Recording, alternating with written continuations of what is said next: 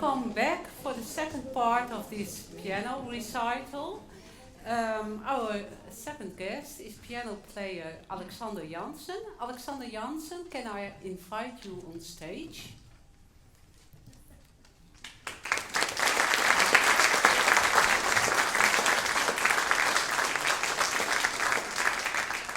You are from the Netherlands. You were a winner of the Outstanding Achievement Prize at the last International Piano Competition for young musicians in Enschede. But you are already the winner of a lot of national and international prizes. I also read that you won the scholarship of Lang Lang.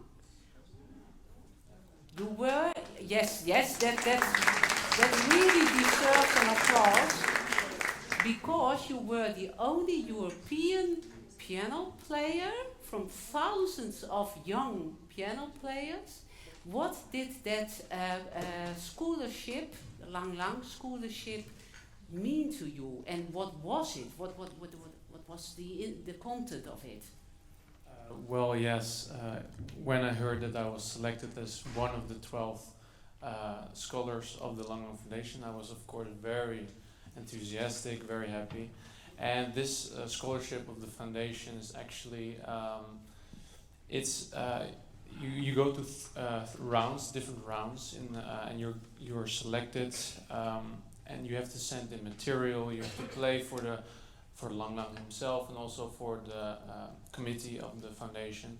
Where was it? It was located actually mostly online. Okay. Online, but then because of Corona or on? No, it was after Corona. Okay. But it was kind of a combination of live and also mainly online because he's very busy. Yes. Lang Lang. Yeah, I was one of the 12.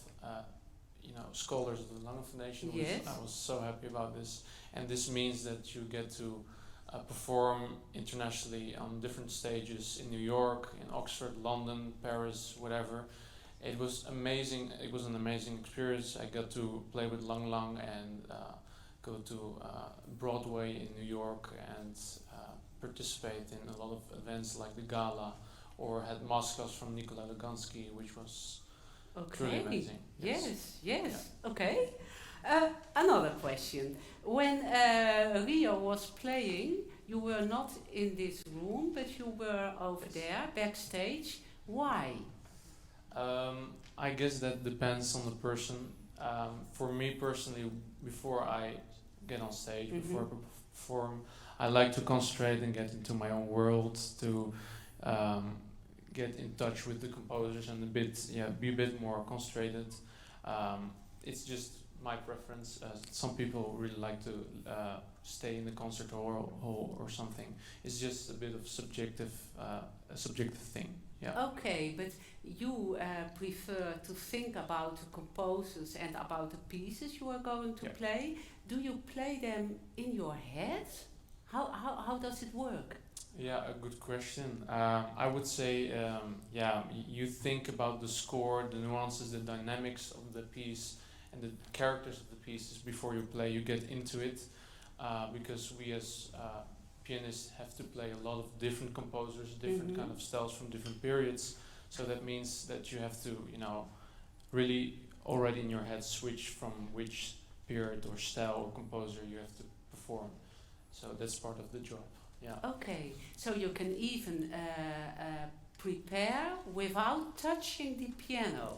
It's a bit harder, of course, to not play the piece while you're because there was a piano. No, wasn't there was a not a piano over there. That mainly you do on the piano itself, of course, before the concert. But when you don't have a piano, you mainly just do it in your head, as detailed as possible. Yeah. I read on your website that you also like other instruments. Is that true, or is that still true? I like other instruments. Yeah. Yes. The thing is, I also compose. I'm a composer as well. I like the different timbres of different instruments. I chose to play piano myself. Why? Why the piano? That's because actually music, and especially the piano, was played in my house a lot. Very often. My mother is a piano teacher as well. Mm-hmm. So I think that was a big factor to learn Yes. piano. And your father, he's sitting over there. Yeah. Is he also a musical Not person? himself. Not himself, no? It skipped Okay. him, but his father was a piano player and his grandpa actually a conductor, so it's in the family. Oh, okay. Yeah. So the piano, which other instruments do you like? Well, I don't want to stir up any controversial opinions or something. Go ahead. But no, I like every instrument. Like the clarinet is a very warm tone, the horn, the organ. It's just a matter of which instrument. Each instrument is different. You cannot really compare them. It's kind of their own pearl, their own quality. Okay, you already said you are also a composer. You make your own compositions, but for which instrument? For the piano or also for other instruments? A lot of different instruments actually. I compose piano solo pieces, but also for piano and orchestra, or ensemble music, but also definitely for other instruments, for viol, cello, contrabass, also wood instruments, and all different kinds of things. One of your compositions, Polka d'un chien excentrique, was on the first draft of this program, but then it suddenly disappeared. Yes. Why?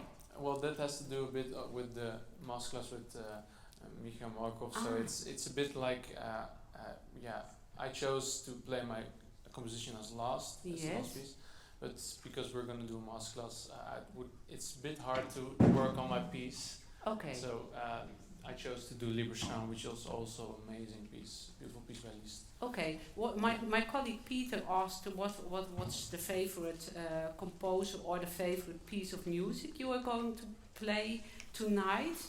If you choose, which one would you choose as the favorite one? Yeah. Rachmaninoff, Chopin, La Regla, and Liszt. I mean, I would say all of them again, but it's... You have some difficulties with choosing. Because it's so hard. Yes. They're all amazing. I mean, Rachmaninoff, I like Rachmaninoff. He's a very good composer, and it's very different as well. But, I mean, the Spanish piece from La Regla is very unknown and very beautiful. Mm-hmm. It's a very festival piece. But, again, the second sketch of Chopin, it speaks for itself. It's a grandioso, great, brilliant piece, full of nuances and different kind of characters. So, yeah. Okay. One last question. I asked your father if he experienced any stress if you had to perform. He said, well, yes, a little bit. My son always has to give me some peace because you are rather without stress. Is that true? Or is it just a father who is very proud of his son?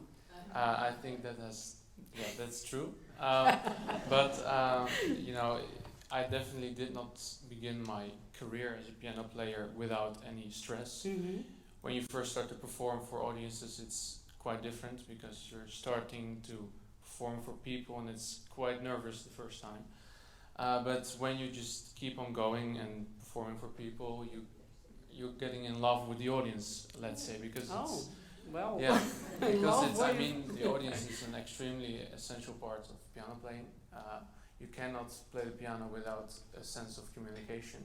The audience is here to listen to you, but also, it helps me personally.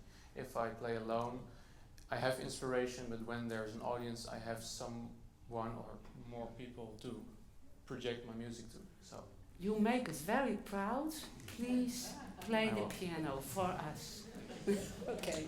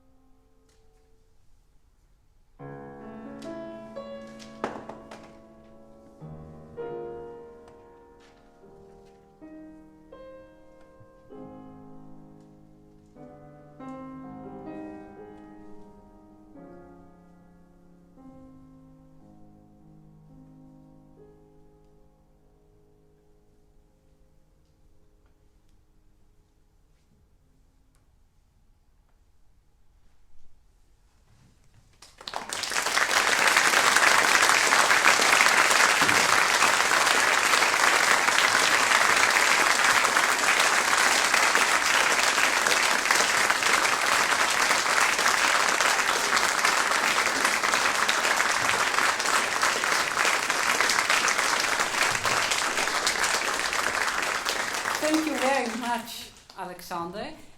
Can I invite you, Michail, to give a short masterclass because we're really running out of time. So 10 minutes and no more. I do it even less.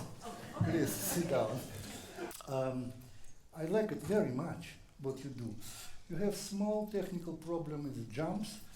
You have to prepare especially your left hand because it was not always clean, you know that. But that is actually, and what about the last piece, I think maybe recapitulation for me was too fast. It is memorizing of the past. It is completely different atmosphere if you play it softer and slower without any hope anymore. That's my vision. Yeah. But you can think about it and discuss it with your teacher because technically and the cadence are wonderful and the first theme is very good, good sound, good balance between melody and accompaniment, nothing wrong. I actually have a question to you. Please. Yeah? Because it's a quite new piece and that's why I want to... Yeah, I was just saying it's a quite new piece for me and that's why I actually wanted your feedback. Okay. And there is a certain point when the piece goes to B major, just all of a sudden. And I was thinking which kind of a character development should I implement when it goes to this sudden different modulation. So you mean third part? Yeah, no, please show me what you put it on. Okay, please, yeah. Yeah.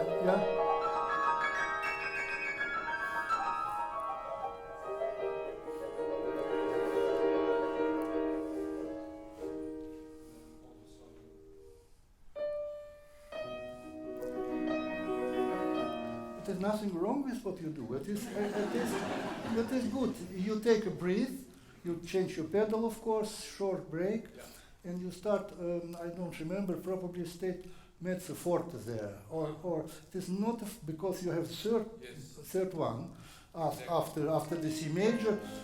No. The with octave is a jump. That is fortissimo. That is. But you have 3 times. First is piano with after cadence.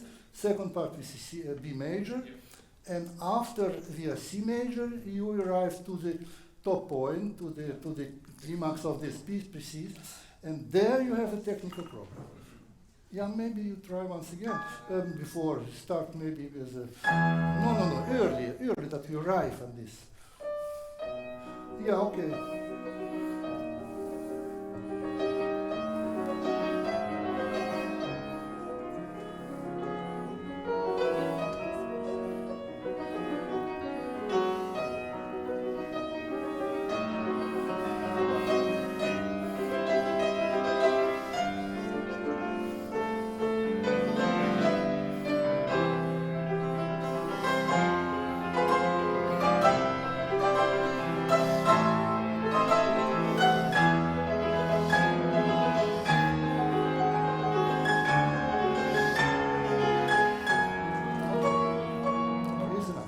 That's exactly what I mean. It is better if you can prepare your bass, not just jump without in the black water. No, to prepare, to be sure, you have to replace your hand really fast, but play not fast. Yeah, maybe you can try. No. Yes, that is what. Yes. Yeah, you have time, but it is up to you to play it faster or not. But you need to prepare because you take risk. It is not responsible because if you few millimeters and then you play wrong bass, that is what you need here. And once again, after all this recapitulation, you can.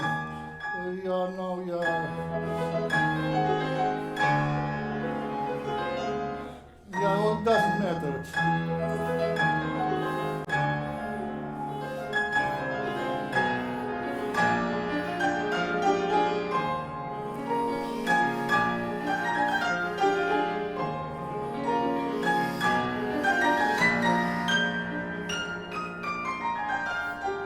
yeah, here, sorry. I think you have to change your pedal and start subito piano because you have a new wave to go up. Yes, and yeah, and down again. Yeah, go. Yeah.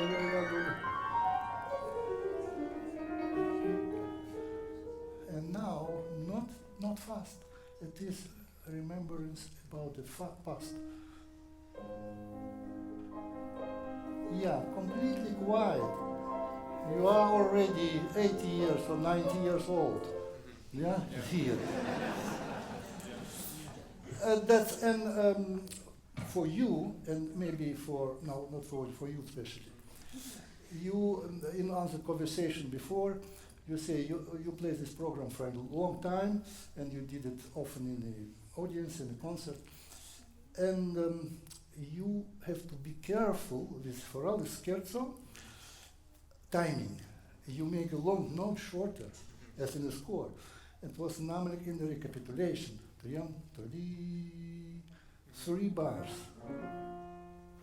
Yes, that is what is written, but you did it shorter. It disturbed my enormous. I have to request. Can you play your polka as an encore now?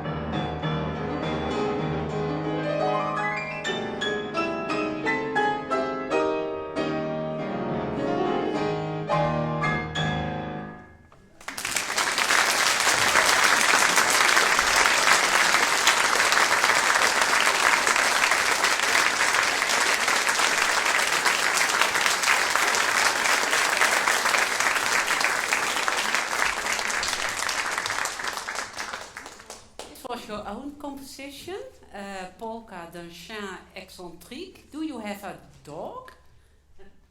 Okay. You want to tell something about it? No, it's about my dog actually. Yes. I have a little Malteser. Okay. And he's a crazy little dog.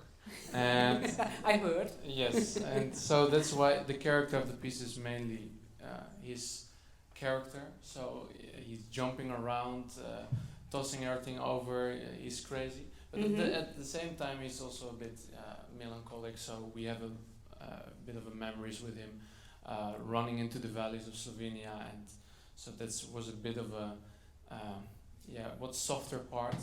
But still, the crazy dog comes out all the time. So it's a piece about my dog. Yes.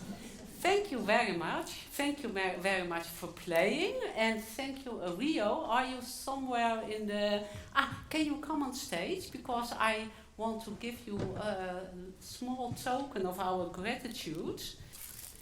It was really wonderful to hear you two playing, Rio and Alexander. And to see the interaction between you and you musicians. I thank you for your masterclass. A small token of our gratitude. My thing is over here. Also for you. Yes. And also for you, Rio. Thank you very much. A big applause.